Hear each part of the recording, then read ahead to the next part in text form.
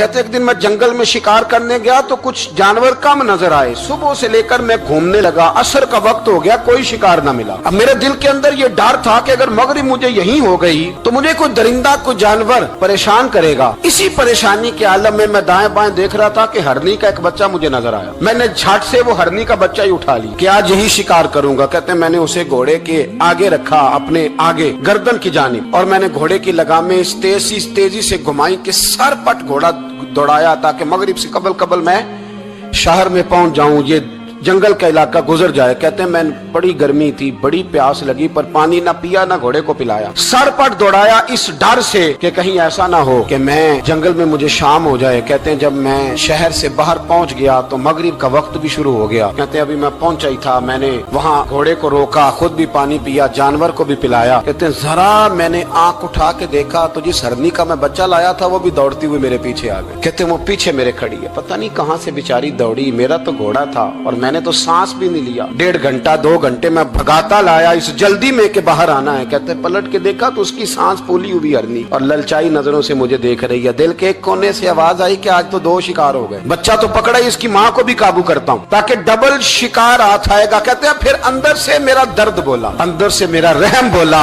एक माँ अपना बच्चा लेने आई और इस तरह तो उसे तकलीफ नहीं दी जा सकती कि उसे ब्लैकमेल करके माँ को भी रख लिया जाए। कहते हैं जब मैंने उस हरनी की तरफ देखा तो उसकी नजरों में सवाल था, उसकी नजरों के अंदर सवाल था, कुछ मांग रही थी।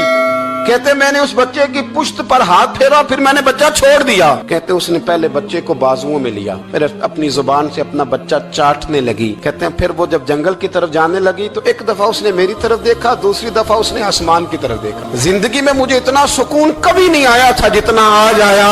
कहते मैं घर गया, इशा की नमाज पढ़ी, बावुजू मैं बिस्तर पे लेट गया।